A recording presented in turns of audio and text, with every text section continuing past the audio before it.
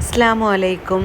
ഇന്ന് വീഡിയോയിൽ പറയുന്നത് നമ്മുടെ ആഗ്രഹങ്ങളെ എങ്ങനെയാണ് പെട്ടെന്ന് നേടിയെടുക്കുന്നത്, ഏറ്റവും ഈസി ആയിട്ട് ഏറ്റവും വേഗത്തിൽ നമ്മുടെ ആഗ്രഹങ്ങൾ എങ്ങനെ നേടിയെടുക്കും എന്നും നമ്മുടെ സൃഷ്ടാവിൻ്റെ 99 നാമങ്ങൾ മുഴുവൻ നാം ചൊല്ലിയിട്ടുണ്ടോ, അല്ലെങ്കിൽ ഏതെങ്കിലും ഒരു ഇസ്മ പ്രത്യേകം ചൊല്ലിട്ടോ, അല്ലെങ്കിൽ നമ്മൾ ദുആ ചെയ്താൽ ഉത്തരമുണ്ട് എന്ന് നമുക്കറിയാം.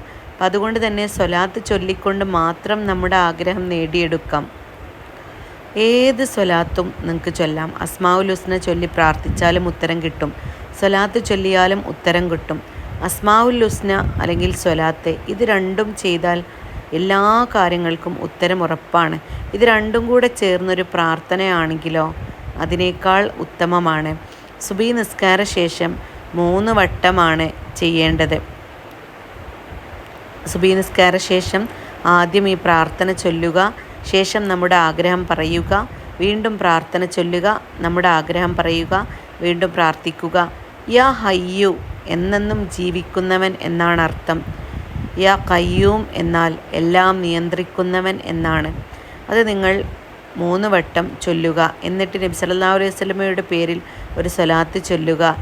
യാ മന്നാൻ എന്നത് 3 വട്ടം നിസ്കാരശേഷം ചൊല്ലുക. അപ്പം അതിൻ്റെ അർത്ഥം എന്തെന്ന് വെച്ചാൽ എല്ലാ നന്മകളും നൽകുന്നവനെ എന്നാണ്. അതുകൊണ്ട് നബിയുടെ പേരിൽ സ്വലാത്ത് ചൊല്ലിയതിന് ശേഷം ഇത് 3 വട്ടം ചൊല്ലുക. എന്നിട്ട് അല്ലാഹു ലാ ഇലാഹ ഇല്ലാ അൻത എന്ന് തുടങ്ങുന്ന ഈ ദുആ ചൊല്ലുക.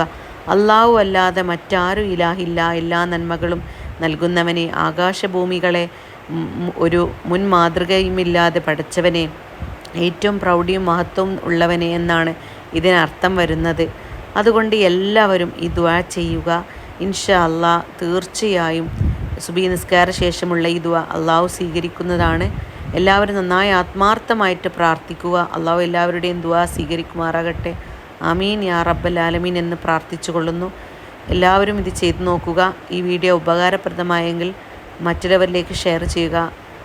തുടർന്ന് ചാനൽ സബ്സ്ക്രൈബ് ചെയ്യുക, ഷെയർ ചെയ്യുക, ലൈക്ക് ചെയ്യുക, കമൻറ്റ് ചെയ്യുക. അസ്സലാമു അലൈക്കും.